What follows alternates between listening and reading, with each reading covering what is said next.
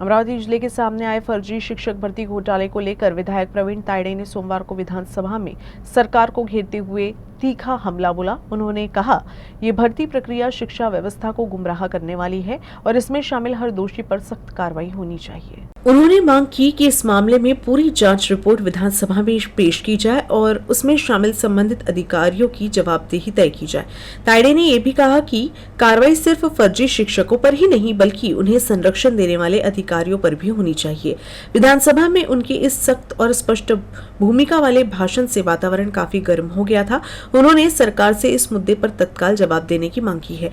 गौरतलब है कि अमरावती जिले में पिछले कुछ वर्षों से फर्जी शैक्षणिक प्रमाण पत्र और अनुभव दिखाकर कुछ व्यक्तियों ने स्कूलों में नियुक्तियां प्राप्त की थी। इस प्रकरण की जांच पहले से जारी है और अब ये मुद्दा राजनीतिक स्तर पर भी जोर पकड़ चुका है।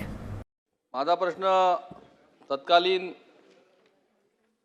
डेप्टी डायरेक्टर आणि तत्कालीन राज्यमंत्री यांच्या बाबतीत शिक्षण उपसंचालक श्री शिवलिंग पटवे अमरावती तसेच शेतकऱ्यांचा गोरगरीब जनतेचा हितचिंतक असल्याचं नाटक करून स्वतःला मिरवणारे एक माजी राज्यमंत्री यांच्या कार्यकाळात शेकडो शिक्षकांच्या व शिक्षकेतर कर्मचारी यांच्या बोगस भरतीस मान्यता देऊन करोडो रुपयांचा आर्थिक भ्रष्टाचार झाल्याचे निदर्शनास आले आहे। महाविकास आघाडी सरकारच्या काळात हा घोटाळा झालेला असून या घोटाळ्यात माजी राज्यमंत्री यांचा एक नातेवाईक सुद्धा होता। तसेच याच काळात या घोटाळ्याची चौकशी करणे तर दूरच पण त्याच वेळी बोगस भरती करण्यात आलेल्या शिक्षकांचे थकीत वेतन सुद्धा दिले गेले। या प्रकरणात एकूण 13 व्यक्तींचा समावेश होता। विशेष म्हणजे या प्रकरणाचे उगमस्थान अमरावती जिल्हा आहे आणि त्याहीपेक्षा विशेष म्हणजे या घोटाळ्यातला मुख्य दलाल हा माजी राज्यमंत्री यांचा नातेवाईक आहे। हा अचलपूर माझ्या मतदारसंघातील होता।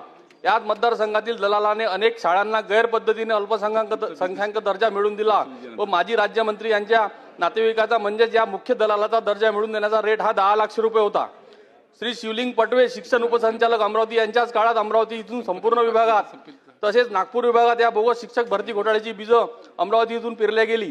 याबाबत कित्येक वृत्तपत्रामध्ये पुराव्यासह बातम्या अनेक पत्रकारांनी छापल्या। मात्र महाविकास आघाडी सरकारच्या काळात त्या माजी राज्यमंत्री व श्री शिवलिंग पटवे शिक्षण उपसंचालक यांच्यावर कोणतीही कारवाई करण्यात आली नाही। तरी माझी आपल्याला कळकळीची विनंती आहे की या प्रकरणाची SIT चौकशी करण्यात यावी, यातील दोषींवर कडक कारवाई करण्यात यावी व कोणत्या तुम्ही करणार आहात का आणि किती वेळात SIT ची स्थापना करणार आहात याचं उत्तर मला पाहिजे।